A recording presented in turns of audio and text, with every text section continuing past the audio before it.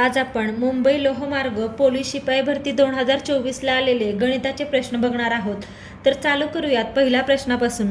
दोन संख्यांचे गुणोत्तर 5:7 आहे। जर प्रत्येक संख्येत 40 मिळवले तर येणाऱ्या बेरजांचे गुणोत्तर 25:31 होते, तर त्यातील लहान संख्या कोणती?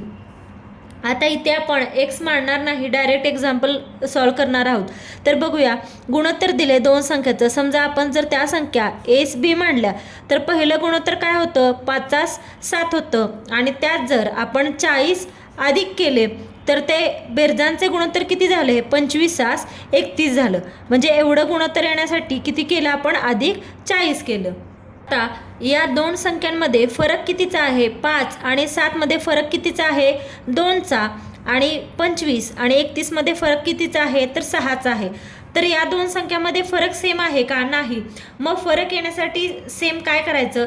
या फरकाने याला गुणायचं आणि या फरकाने याला गुणायचं। म्हणजे इथे किती येणार? गुणिले 6 करायचं दोन्ही संख्यांना, आणि इथला फरक 2 आहे, या फरकाने या दोन संख्यांना गुणायचं। मग इथे 6 पंचे किती आलं? 30 आणि 7 सक किती आलं? 42 आलं। आणि इथं 25 जुनी किती आले? 50 आणि इथे 31 जुनी किती आले? 62 आले। आता म्हणजे त्याची बेरीज किती होती? पहिला 42, 42 पासून आता किती झाली आहे? 62 झाली आहे। म्हणजे 42 ते 62 व्हायला किती ॲड करायला लागले आपल्याला? तर 20 ॲड करायला लागले। पण आपल्याला दिले काय? बेरीज 20 दिले का? नाही। काय दिले? प्रत्येक संख्येत आपल्याला 40 मिळवावे लागले। म्हणजे या 20ची किती पट आहे? दुप्पट आहे। तेव्हा जेव्हा या बेरजेची आपण दुप्पट केली, 40 केली, ती 40 आपल्याला दिले आणि ते जेव्हा 40 ॲड करू तेव्हा हे गुणोत्तर एवढं आहे, 25:31। पण म्हणजे ही कुठली संख्या झाली? ही झाली मोठी संख्या। आपण आपल्याला विचारले काय? लहान संख्या विचारले। म्हणून आपण काय करायचं? इथे या संख्येला 2ने गुणायचं, कारण आपल्याला लहान संख्या विचारले। म्हणून मग 30 गुणिले 2 केलं तर याचं उत्तर किती झालं? 30 गुणिले 2 60। म्हणजे आपल्याला प्रश्नात तेच विचारले, लहान संख्या कोणती? तर ती आहे 60। एका आयताकृती शेताची लांबी 1.2 किमी असून त्याची रुंदी ही 400 मीटर आहे, तर लांबीचे रुंदीशी गुणोत्तर किती? आता आपल्याला टर्म कुठल्या दिलेत? एक दिले लांबी आणि दुसरी दिली रुंदी। त्याची लांबी किती आहे? 1.2 किमी दिले आपल्याला, किलोमीटर। आणि रुंदी किती दिले? रुंदी दिले 400 मीटर। जेव्हा गुणोत्तर विचारलेलं असतं तेव्हा सर्वात प्रथम काय बघायचं? ही जी एककं आहेत ती सेम आहेत का? नाही। इथे किलोमीटर आहे, मीटरमध्ये आहे इथे। मग काय करायचं? त्याचं कन्वर्ट करून घ्यायचं किलोमीटर टू मीटर। 1 किलोमीटर म्हणजे किती असतं? 1000 मीटर असतं। म्हणून किलोमीटरचं मीटरमध्ये करताना कितीने गुणणार आपण? तर 1000ने गुणणार। आणि हे 400 ॲज इट इज। आता हे 2 झिरोला या 2 झिरोला हे 2 झिरो कॅन्सल झालं। मग इथे राहिलं किती? 1.2 गुणिले 10 म्हणजेच काय? इथे राहिलं 12 आणि इथे किती राहिलं? 4। आता इथे 4ने भाग जातोय, 4 एक्के 4, 4 त्रिक 12। आणि विचारलं काय आपल्याला? लांबीचे रुंदीशी गुणोत्तर किती? लांबीचं रुंदीशी गुणोत्तर काय येणार? 3:1। म्हणजे याचा आन्सर काय? ऑप्शन 2। नेक्स्ट क्वेश्चन बघूयात। 36.205 मधून कोणती संख्या वजा करावी म्हणजे उत्तर 29.098 येईल? आता अगदी बेसिक प्रश्न आहे, पण बराच वेळा आपण घाईमध्ये गोंधळून जातो। तर विचारले काय? 36.205 मधून कोणती संख्या वजा करावी? म्हणजे ती संख्या आपण समजा x मानली तर उत्तर किती येईल? उत्तर येईल 29.098 येईल। मग आता काय करायचं? या दोघांची आपल्याला करायची आहे वजाबाकी। म्हणजे हे x इकडे जाणार आणि हे इकडे वजा होणार। म्हणजे या संख्येतून आपल्याला ही दुसरी संख्या वजा करायची आहे। आता सर्व अख्खी वजाबाकी करण्याची गरज नाही। काय करायचं? पहिले 1-2 नंबर वजा करून बघायचे। इथं 5तून 8 जात नाही, इथे हातचा आला। 15तून 8 गेले, किती राहिले? 7 गेले, 7 राहिले। तर बघायचं एकक स्थानी 7 असलेले कोणते नंबर आहेत? तर हे 2 नंबर आहेत। म्हणजे उत्तर हे किंवा हे येईल। हे 2 तर ऑप्शन्स आपले कट झाले। आता पुढचं बघूयात। इथे हातचा आला, 1, 10 मधून 10 गेले, किती राहिले? 0। म्हणजे दुसरा अंक काय असणार आहे आपला? 0। मग इथं बघायचं पर्यायामध्ये इथे आहे का? इथे इथे आहे। म्हणजे आपल्या पूर्ण वजाबाकी करायची गरज नाही। आपलं उत्तर काय? Option number 2। पुढचा प्रश्न बघूया। दिसताना आपल्याला हे खूप मोठा प्रश्न दिसतो, पण अतिशय सोपा आहे। कसा सॉल्व करायचा? सर्वात प्रथम काय करायचं? आपल्याला दिलाय का नंबर? दशांश चिन्हानंतर किती संख्या आहेत? 6 संख्या आहेत। गुणिले 3 भागिले काय आहे? इथे 2. तर काय करायचं, सर्वात पहिला ही संख्या ॲज इट इज लिहून घ्यायचं, म्हणजे दशांश चिन्ह वगैरे काही लिहायचं नाही. म्हणजे सुरुवातीची पहिली स्टेप काय करायचं, ॲज इट इज लिहिली 37 गुणिले 3 भागिले हे पण ॲज इट इज लिहायचं म्हणजे 111. आता काय करायचं, इथे छेदाला किती घरानंतर दशांश चिन्हानंतर संख्या किती आहेत, 2 आहेत. मग इथे काय करायचं, 1 वर 2 0 द्यायचे गुणिले इथे अंशात बघायचं, छेदाला अंशाची संख्या लिहायची आणि अंशाला छेदाची लिहिली. इथे छेदात दशांश चिन्हानंतर 2 संख्या आहेत म्हणून अंशाला 2 0 दिले आणि इथं अंशाला दशांश चिन्हानंतर किती संख्या आहेत, 1 2 3 4 5 6 म्हणून छेदाला 1 वर किती शून्य द्यायचे, 6. 1 2 3 4 5 6. आता आपण हे सॉल्व करूया. आता 37 गुणिले 3चा गुणाकार येतो 111 गुणिले हे 100 आणि खाली हे 111 गुणिले हे 6 0. आता या 2 0ला हे 2 0 कॅन्सल झालं, 111ला 111 कॅन्सल म्हणजे वरती राहिलं काय, 1 भागिले 1 वरती किती शून्य आहेत, 1 2 3 4 1 2 3 4. आता हे 1 भागिले 1 वर 4 शून्य म्हणजेच ह्याचं उत्तर काय येतं, दशांश चिन्हानंतर 4 संख्या. मग 1 2 3 हे 0 लिहिले आणि ही चौथी 1. 1 2 3 4 4 शून्य आहेत म्हणून दशांश चिन्हानंतर 1 2 3 आणि चौथं 1 म्हणजे आपलं ॲन्सर काय, 0.0001 ऑप्शन नंबर 2. पुढचा प्रश्न बघूया. हा बघा, आता रिपीटेड क्वेश्चन आलाय. 2 डझन पुस्तकांची किंमत 17-28 रुपये आहे, तर अशा 15 पुस्तकांची किंमत किती. आता सर्वात पहिला काय करायचं, 2 डझन म्हणजे किती असतात, 1 डझन म्हणजे 12 म्हणजे 2 डझन म्हणजे 12 दुनी झाले 24. तर दिलंय काय आपल्याला, 24 पुस्तकांची किंमत किती दिले, 17-28 आणि विचारले किती आपल्याला, 15 पुस्तकांची किंमत किती. आता डायरेक्ट इथे 24चा पाडा येत असेल तर 24ची किती पट करायची आणि त्याच आलेल्या संख्यानं इथे गुणायचं. पण जर आता 24चा पाडा येत नाही तर काय करायचं, इथे आपल्याला 3नी भाग जातोय, 3 5 15 आणि 3 8 24 असा भाग घालवला तरी चालतो. आणि आता बघायचं की 8ची किती पट म्हणजे 17-28 पट म्हणजे थोडक्यात काय करायचं, या 17-28ला 8नी भागायचं तर उत्तर किती येईल. आता याला 8नी भागलं तर उत्तर किती येतं, 8 दुनी 16, हातचा राहिला 1, 8 1 8 राहिले 4 आणि 8 सक्क 48 म्हणजे ह्यांचा जर भागाकार केला तर उत्तर एवढं येतंय. म्हणून या 5ला एवढ्या पटीने गुणायचं. मग 5 गुणिले 216 केला तर यांचा गुणाकार किती, 6 पंचे 30, हातचा 3 आला, 5 1 5, 5 आणि 3 8 आणि 5 गुणिले 2 किती 10 म्हणजे ही झाली आपली 15 पुस्तकांची किंमत. ती किती आली, 1080 ऑप्शन नंबर 1.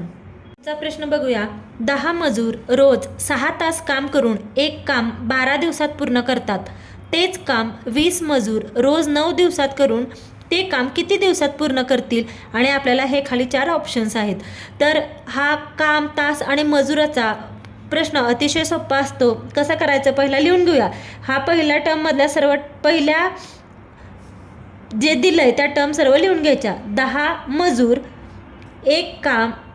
10 मजूर रोज 6 तास काम करून एक काम किती दिवसात पूर्ण करतात, 12 म्हणजे मजूर, तास आणि दिवस आपण लिहून घेतले.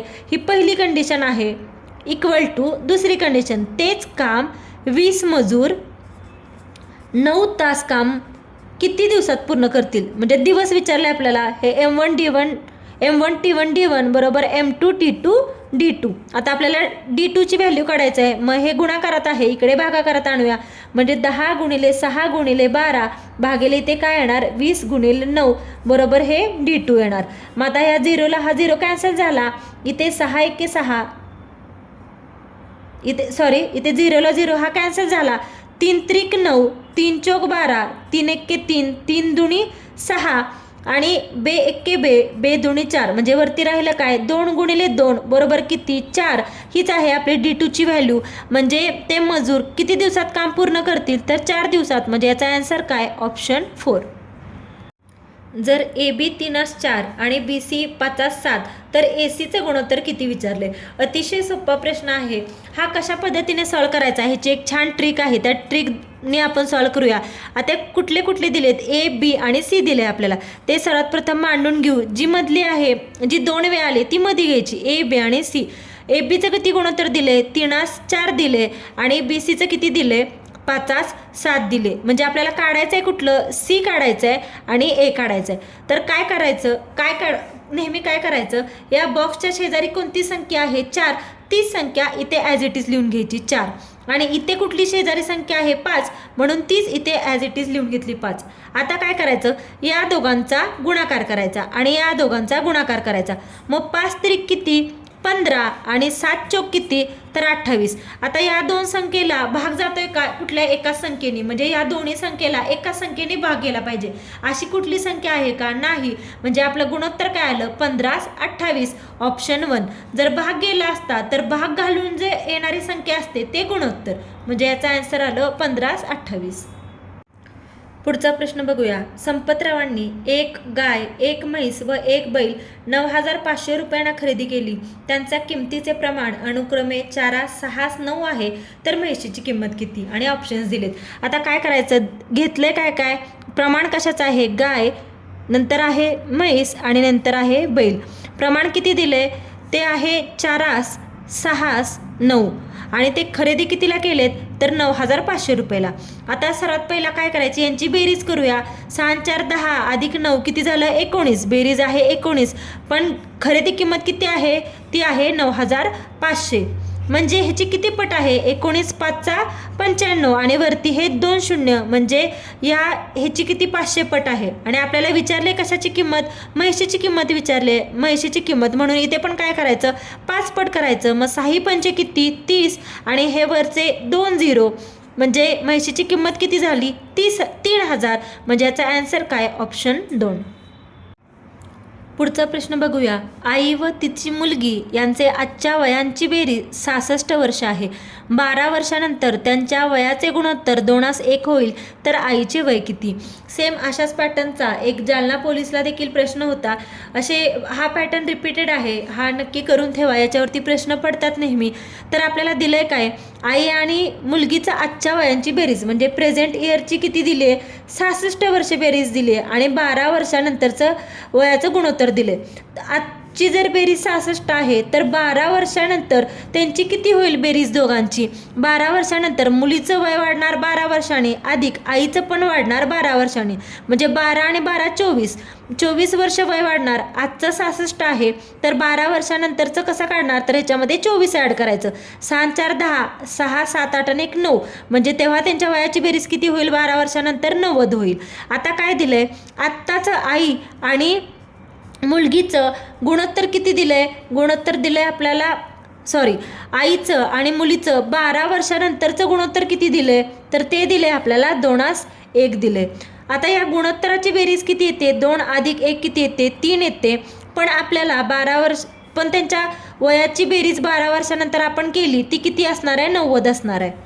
म्हणजे 3 आहे का, नाही. उदाहरणात दिले 90, म्हणजे 3च्या किती पट 90 आहे, तर 3च्या 3 त्रिक 9, म्हणजे 30 पट 90 आहे. तर सेम आपण आईचं वय काढू शकतो 12 वर्षानंतरचं, इथे 30 पट केले म्हणून इथे पण 30 पट करायची. मुलगीचं विचारलं असतं तर इथे 30 पट केली असती, पण आईचं विचारलं म्हणून इथे 30 पट केलं. मग 3 दुनी 6 आणि हा 0 ॲज इट इज.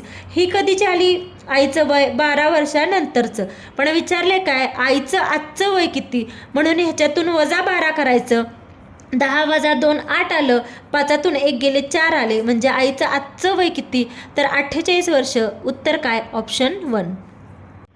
4 क्रमवार समसंख्यांची सरासरी 35 आहे, तर त्यापैकी सर्वात लहान संख्या कोणती.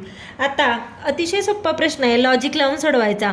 आता माहिती आहे आपल्याला बेसिक संख्यांची सरासरी काय असते, ती मधली संख्या असते. आता सरासरी किती दिले आपल्याला 35 दिले, आणि 4 क्रमवार संख्यांची सरासरी म्हणजे 4 संख्या असणार आणि त्याची मधली संख्या म्हणजे सरासरी. म्हणजे 4 संख्या जर असल्या तर इकडे 2 संख्या असणार आणि इकडे 2 संख्या असणार. पण दिलेत कुठल्या आपल्याला समसंख्या दिलेत. मग 35 नंतरची समसंख्या 36 आणि 36 नंतरची समसंख्या 38, या 2 समसंख्या झाल्या. सेम 36च्या आधीची संख्या समसंख्या 34 आणि 34च्या आधीची समसंख्या 32, म्हणजे ह्या आपल्या 4 क्रमवार समसंख्या झाल्या 32 34 36 आणि 38. तर विचारले काय, त्यापैकी सर्वात लहान संख्या कोणती, तर यातली सर्वात लहान संख्या कोणती आहे 32, म्हणजे याचा आन्सर काय ऑप्शन 2. 2400 पैकी 144 म्हणजे किती टक्के विचारले. आता किती पैकी दिले ते छेदाला घ्या. 2400 पैकी किती 144 म्हणजे किती टक्के टक्के विचारले म्हणून गुणिले 100. आता हे सॉल्व करा. या 2 झिरोला हे 2 झिरो कॅन्सल झाले आणि 24 एक्के 24, 24 सक्क 144 म्हणजे ह्याचं उत्तर काय किती टक्के तर 6%. ऑप्शन 2. एक विक्रेता एक कपाट 2520 रुपयांना विकून 20% नफा मिळवतो तर त्या कपाटाची खरेदी किंमत किती. आता खरेदी किंमत विचारले. खरेदी किंमत ही 100% असते आणि 20% नफा दिलाय म्हणून 100 अधिक 20 किती करणार आपण 120.